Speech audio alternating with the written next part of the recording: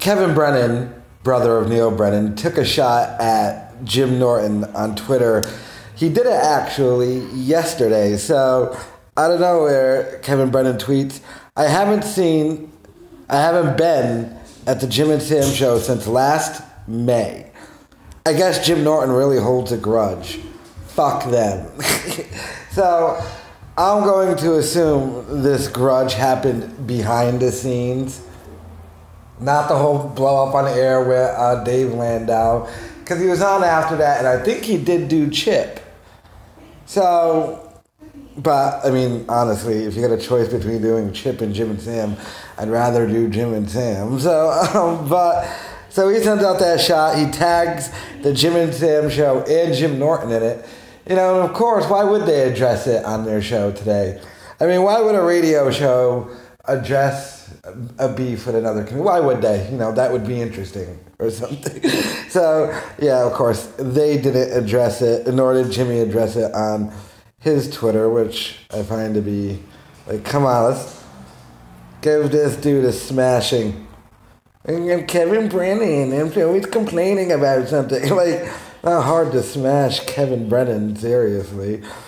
So, he's probably going to trash him on his show today on Compound Media at 2:30. That's when his show is. I might actually check out his show today. Mainly because I'm bored and I got nothing else to do. But, yeah, so. And then we've got Opie.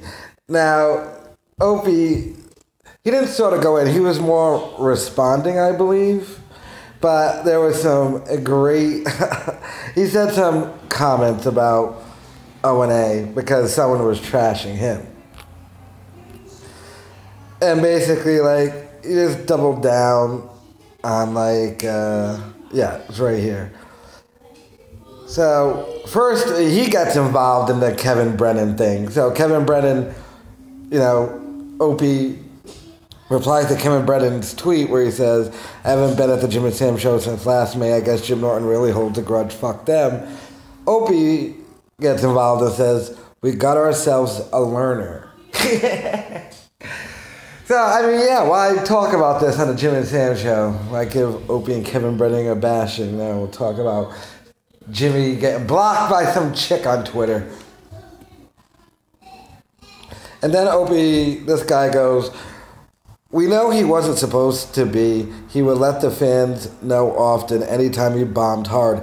Yeah, because it's better to listen to a guy who screamed, hold on, into the mic, and then speak so fast he would run out of breath in the middle of a run-on thought. And then Opie replies, these tweets are getting really creepy. The O&A show has been over 5 years. Maybe try to enjoy what was good about it. If not, you might as well point out everyone's BS and not just mine. Plenty of blame to go around. However, in the end, the show worked for a long time. Peace. Seems like a reasonable response. And then JR from the Hood puts, have any of you trolls actually listened to a few Opie radio podcast episodes? Opie says, it's so strange to me because I haven't done the O&A show for almost 5 years. I put all my energy into my podcast, which is almost at 100 episodes. Really happy with what I'm doing now, but people just want to keep dragging up the past. So I think a completely reasonable response by the tits. But he does have a point in the fact that, you know, since Opie gets so much hate, that the people who hate Opie don't, like, they can crack on the hold on thing and the Greg shells and him ending bits, but they never do bring up, like, the fact that Jim Norton was spitting on the floor angrily and he was a dry drunk and Kumia, my God. You guys should check out a live stream I do. We go over the demented world of Kumia.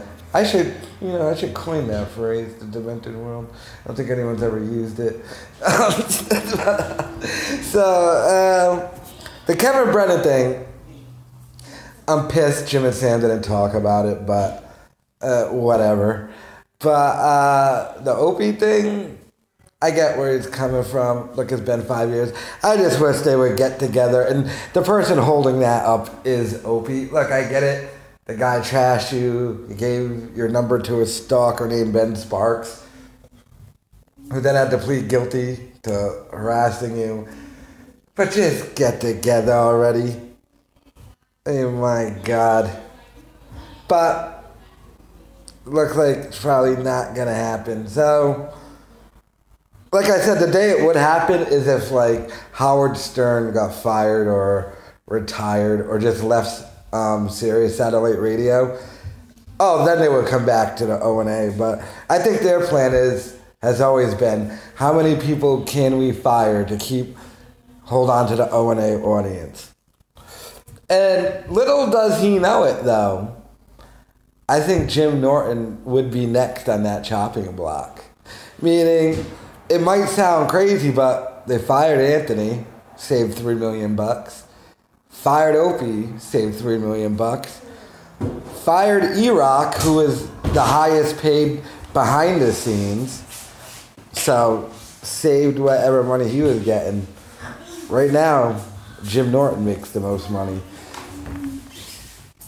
Which is sort of like kind of a messed up situation, because if you really think about it, it's the Jim and Sam show. Like, Sam's name is in the title. He makes nowhere near what Jim Norton makes. And I bet you he works a lot more days, because Jimmy misses a lot of work probably from stand-up gigs. Or unless he got it changed in the contract where he'll take less gigs, but they got that Friday off. But if I was Jim Norton, I'd start looking around and be like, wait a minute. They keep firing the people who make the most money and trying to hold on to the audience. I don't know if they will ever get rid of Jimmy, but who knows? Because something tells me they're trying to whittle down those paychecks, but hold on to that audience just enough. Now, Jimmy might be the last straw, because, I mean, who would really listen to what? It would, at that point, it would have, what, the Sam Roberts and Travis show, or Troy Kwan show? I'd check it out if it was the Troy Kwan show, though. I would so just listen to a Troy Kwan show, but, yeah, if I was Jimmy, I'd be worried about what's next. But, like I said, I think I'm going to go check out Kevin Brennan, see if he gives Jimmy another trashing, but so far, they haven't responded.